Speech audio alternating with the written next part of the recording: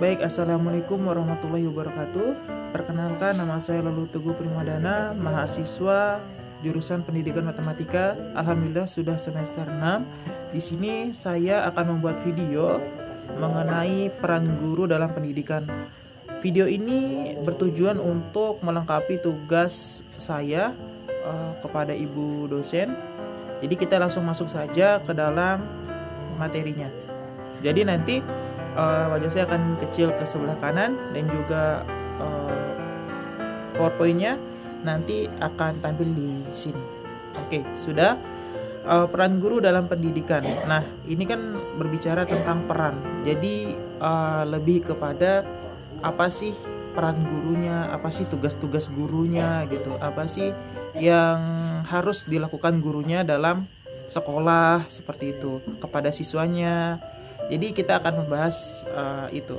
Kita langsung saja ke slide berikutnya. Pentingnya peran guru. Peran guru sangat penting dalam membentuk generasi masa depan. Nah, artinya guru ini sangatlah penting ya dalam membentuk generasi masa depan, yang dimana kita tahu anak-anak sekolah.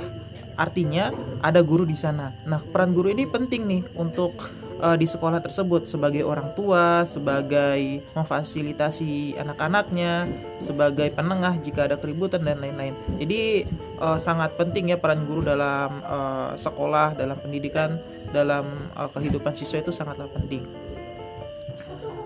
Guru berperan sebagai pembimbing, teladan, dan motivator bagi siswa-siswa. Mereka memiliki tanggung jawab besar dalam membentuk karakter dan membangun pengembangan potensi anak-anak. Yang dimaksud dengan pengembangan potensi di sini, contohnya dalam kelas ada Pak Arham yang melihat dalam kelasnya ini anaknya ini memiliki banyak potensi. Salah satu contohnya ada yang bernama Cynthia. Nah, Cynthia ini dia itu suka bulu tangkis. Nah, jadi ketika seorang guru mengetahui potensi dari anak-anaknya ini, ya, dia harus bisa memfasilitasi. Intinya dia harus bisa untuk bagaimana caranya hobi atau potensi anak-anak ini bisa dikembangkan lagi gitu, lebih baik dan bisa menjadi apa ya? Yang bisa disalurkan gitu. Jadi peran guru seperti itu, mengembangkan potensi anak-anak didiknya. Kemudian selanjutnya pembentukan karakter. Nah, dalam judul pembentukan karakter artinya guru harus bisa untuk membentuk karakter siswa ya. Karakter seperti apa? Guru perlu membentuk karakter yang kuat pada siswa, seperti disiplin, ya, karakter yang disiplin. Ya, disiplin itu apa sih? Disiplin artinya ketika masuk kelas tepat waktu, tidak terlambat, ketika mengerjakan tugas segera diselesaikan, PR-nya diselesaikan seperti itu. Dan kejujuran. Nah, kejujuran ini penting ya. Mungkin siswa juga harus ditanamkan nilai kejujuran. Memang kejujuran ini sudah ada pada rumah, sudah pasti diajarkan dengan orang tuanya, ataupun yang muslim pernah belajar di tempat pengajian. Tetapi sebenarnya tempat yang lama yang dimana siswa ini belajar adalah di sekolah, karena pada dasarnya siswa di sekolah itu sekitar 10-12 jam bahkan lebih. Jadi yang paling banyak bertemu dengan siswa ya guru. Nah, jadi guru juga punya peran penting untuk membentuk karakter siswa, disiplin, kejujuran, kemudian kepedulian. Nah, kepedulian seperti apa? Kepeduliannya itu ketika mungkin ada temannya yang sedang sakit. Nah, jadi punya rasa peduli untuk mau menjenguk seperti itu. Ataupun ada temannya yang tidak punya pulpen, punya rasa kepedulian untuk meminjamkan alat tulisnya untuk temannya agar bisa belajar seperti itu. Jadi kepedulian itu yang harus ditanamkan guru kepada siswanya. Ini juga sebagai suri teladan ya. Jadi guru juga harus sebagai contoh juga bagi siswanya. Ketika guru ini peduli kepada anak-anaknya, otomatis siswa akan melihat itu dan menjadikan itu contoh, dan akhirnya bisa mengikuti hal-hal yang baik yang telah dilakukan guru. Jadi guru tidak mesti harus berbicara, tetapi guru harus melakukan dengan perbuatan seperti itu. Itu juga bisa mengajari siswa bagaimana caranya disiplin, peduli, seperti itu. Oke, kita lanjut ke slide berikutnya. Pengembangan potensi. Nah, pengembangan potensi. Guru memiliki peran dalam mengidentifikasi dan mengembangkan potensi siswa.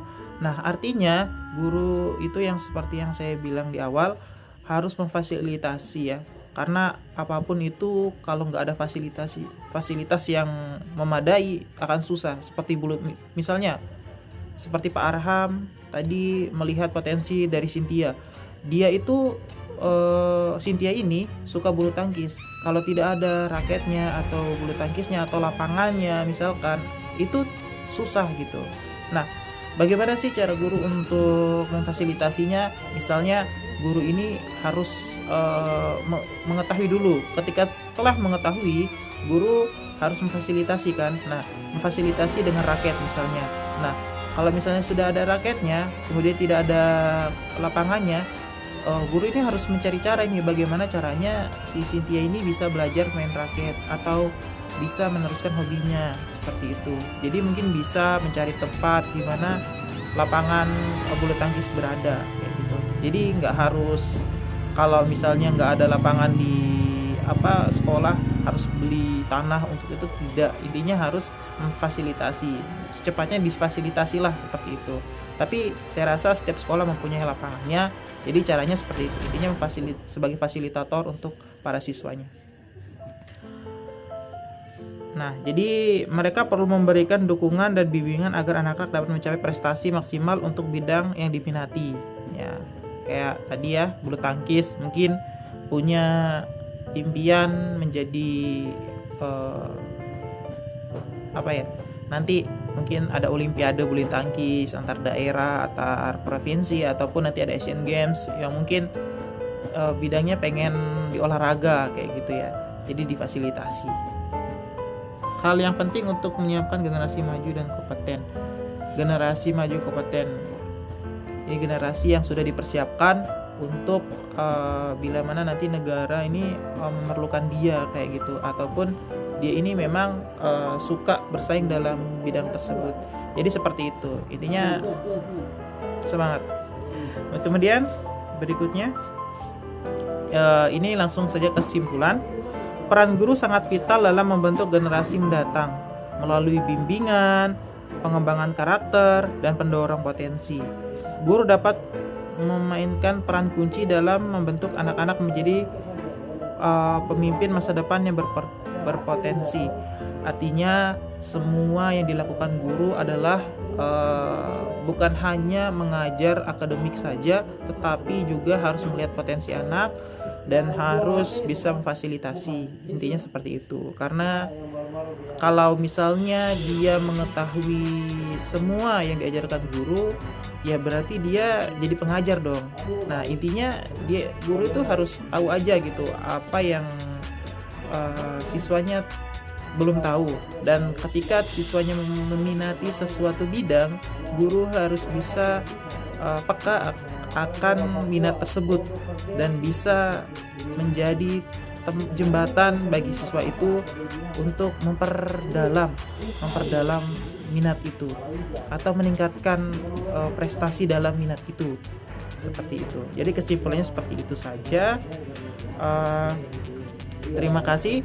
Mungkin itu dari peran guru. Assalamualaikum warahmatullahi wabarakatuh.